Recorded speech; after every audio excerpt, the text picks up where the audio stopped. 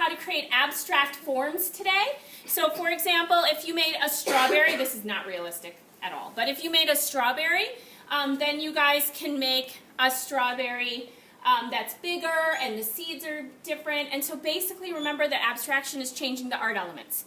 This one was thrown on the wheel, so I'm going to show that on Friday because we have Test Tile Thursday this week. So I will show that, and then also this pear, the realistic pear, this pear was thrown on the wheel. They're called closed forms, but you can also hand build. So the focus of today is hand building. This seed pod, lotus pod, these were thrown on the wheel too. So there are ways to throw these as well, but I'm going to focus on hand building. So you want to have your realistic object. This is the pomegranate in your head or in front of you, and then you want to think of ways to abstract it. So this one was done with changing the color and changing the texture, as well as changing the shape of the forms inside. So the realistic pomegranate has little seeds. This one has melted glass, which is something you do at the bisque stage. So you would paint it with your colors, and then you would paint the part that you want to put the glass in white or clear. You can't use orange or red because it burns out to clear, but you can put glass in it. This one's broke a few times, but it's an abstract pomegranate, and it has melted glass and gold painted little stem-like things coming out instead, spike-like things instead of seeds. So you want to think about how you're going to change those art elements. Here's the plastic apple. They made it a cube. Okay, this one's a little boring. I also have an apple cutter. So if you made a solid apple and cut it into slices, maybe inside the slices would be different colors. Here's another real seed, the real version in clay, and then a thrown abstraction where the colors are all changed in your piece. The realistic flower, the splatter painted crazy simple abstraction of that. Here's another abstraction of a flower. So you can paint them with palladium, underglaze, glaze them with that, and any colors you want, because it doesn't have to be food safe. You're not going to eat off of it. Also, you can use any color rod, glass rod or wood rod. Those are in the counter over there that you guys can use by the cookie cutters. They can be cut. If you make your clay object, you just put this in, wiggle it a little bigger because our clay shrinks 11%, and then you can use those as well. They can also be like spikes that come out, because we can cut those. I have a glass cutter, and I also have a dowel cutter. So you could paint this any color you want, gold, whatever, and then you could have those come out too. So that's called mixed media when you add other materials besides clay to your objects. Thursday you're going to learn some new decorating techniques that are nothing like you've learned before in our Test Tile Thursday. So this is the realistic pepper, all with underglaze. And then these are two versions. So this student peeled it open and turned it inside out. They did the scamper technique of reverse. And then these both have this technique called underglaze sanding, where you can create this really cool effect. And that is also how this object was created, is with that underglaze sanding technique. So there are many ways that you guys can think about abstraction. Here's one more that I'm going to demonstrate in one set. So here is a gourd. Here's a semi-realistic clay gourd. And then here is the abstraction. Crazy. So this was done with the extruder right there. So I'm going to show you how to use that. And the way this became abstract is it's much bigger. The size, the scale has changed. The dots, the bumps on it are symmetrical and even and round. And it has kind of funky tentacles coming out and curves. So it's an abstraction. The tentacles coming out are an abstraction of these ridges, and the dots are an abstraction of the bumps. And then you could glaze this in some interesting bright colors if you want. Okay? And then you can also add high temperature wire to your flower or your form, whatever you're making. And that is in the drawer right behind Bella. And you can use the thinner wire or the thicker wire. And you can add that to your pieces as well.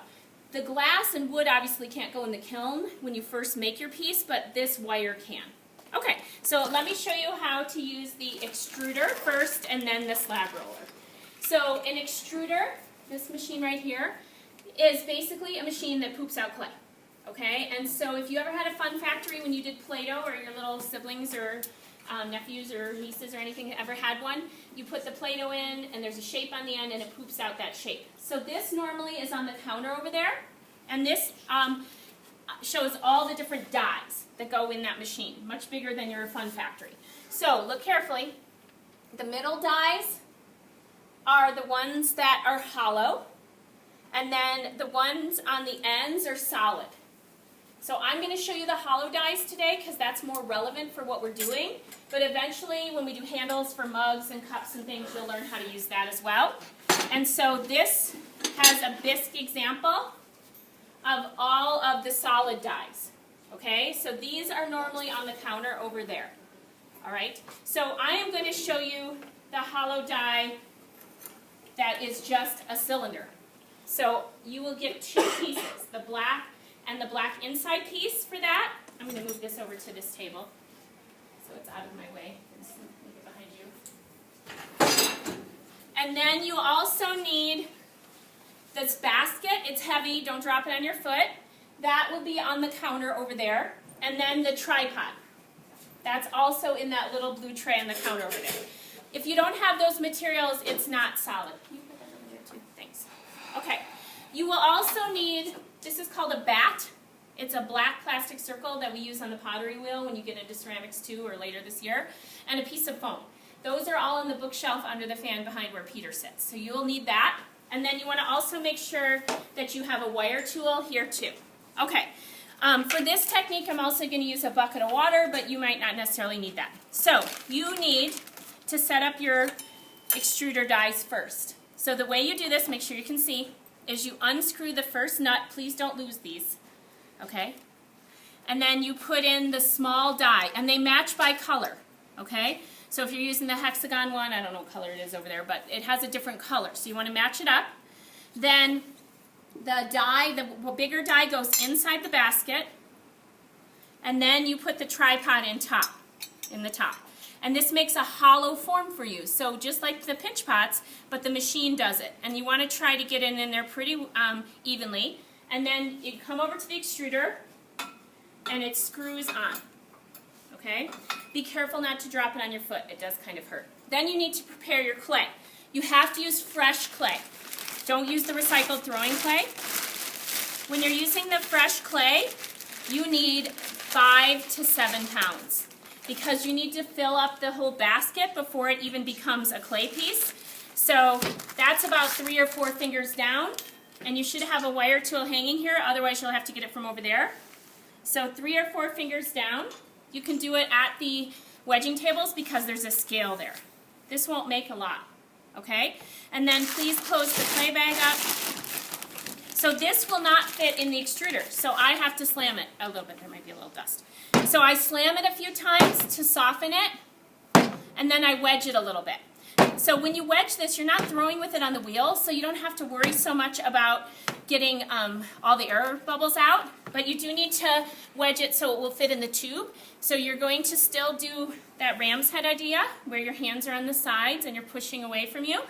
And then you can put your hands on the top, because you're not throwing with this clay, and you want it to look like a loaf of French bread, or Italian bread, so that it will be like a tube that can fit in the extruder. If it still doesn't fit, you can hit it, or you can toss it. Okay, once you have your big lump of clay, it goes gently in the tube, and then you're going to use the arm that's hanging here. It's heavy. If you need help, ask me. There's a loop on it. You put the loop over the top, like this, and then you want it to be perpendicular. You don't want it way off to the side. And then the method is, if you have studied physics at all or understand, it's a fulcrum. So if you're here, you're not going to be able to pump it really well. So you want to be on the end, and then you pump it like a water well. And it literally will poop out. The first little section usually is torn. So if you're not in a good spot, you might want to get in a good spot so you can see. So I usually just cut off that first section and just squish it to use again. And then I just continue to pump that out. So this actually is a pretty long one. If you don't want it this long, you can cut it into sections or have someone else use it. So the nice thing about this is that it can create the form I'm going to show you, but you can make smaller versions, and you can make apples or other smaller objects out of that. So I'm going to set it on the foam. That's why we have the foam, so you don't damage the edge of it. It would get flat otherwise. And you want to continue until there's nothing left. That was it. So 6 pounds about of clay, and that's all I got. And the reason for that is you have to fill the basket first. All right, you have to take this off like this. You have to clean this out. If you leave dry clay in it, it's not healthy. So you just take the scraps and then hang the arm back on here. If you need help, ask me. Sometimes for people that aren't as tall, you can stand on a stool so you have more leverage. You unscrew this and then push this part off. Okay, and then you need to scrape that out before you put it back on the counter. You need to clean all the clay off of this and wash the parts. Okay, dry clay is bad to breathe, so you want to clean it out. And then to clean the tube on the board, this one isn't as flexible as some. Sometimes it's under there too. You take a ruler, this sounds bad, sorry. Put it inside, and you want to scrape out all of that clay, because if you leave that clay in there to dry, it will fall on the floor and it's bad to breathe. Okay, now that I've got my form, it's kind of boring like this. So I can turn this into almost anything. So I could, like I said, cut it into smaller pieces and make like a pear or something like that. Maybe if you made blueberries, you could make a gigantic blueberry, right? But I'm going to do the technique like I showed you when we did the chili pepper. And this is also the technique that we use to pull handles. So it looks disgusting. But this is how I created this gourd form. Okay? So I have my bucket of water. Don't get a little teeny cup. Get a wheel bucket or one of these white buckets by the sink. And then I'm going to just get my hands wet. And I'm going to pull and turn. And what this is going to do is it's going to narrow it and make it taller and give it flexibility so I could stretch it out. So this could become a gigantic chili pepper, right? Or that gourd or any other form, and it's already hollow. So remember, anything thicker than your thumb you have to hollow out, okay? So like I said, this could become that gigantic form. Now remember, you're creating an abstraction of your object, okay? So if you made a pumpkin, don't make an abstract chili pepper, okay? Then I can twist it and shape it, and when it's leather hard, I can add slip and score and add more stuff onto it. So if it doesn't stand on its own, you can put it on the piece of foam to dry out. So that is basically the extruder. Can you put that behind you for me, Cayman? Thank you. And this too. Okay, and then I'm going to show the slab roller. I did not plan this real well. I put everything on the slab roller that I need to use, so I'm going to give you a bunch of stuff. We also have these mini extruders that are really good for little tentacles or seed pods or things. The way these work is you unscrew the cap, you put a little die in, you roll up a coil, you put the clay in, and then it plunges out and poops out. I'm not going to show that because it's the same idea, just tiny. Let me give that to you. All right, let me give that to you. Can you help me put some of that stuff on the tables? Okay, so the next thing I'm going to show is how to use the molds. I know, this was there you go. Thanks. Okay, so this is with the slab roller, and it's also a good idea. You good? Thanks. To have, to see how to use this machine again. Let me put that behind you. Okay, so one more. The slab roller will make the form to start, but then you need some kind of mold to get its shape. So I could do this twice, let it get leather hard, and slip and score it together. And this could be a big 3D pear or something like that, okay?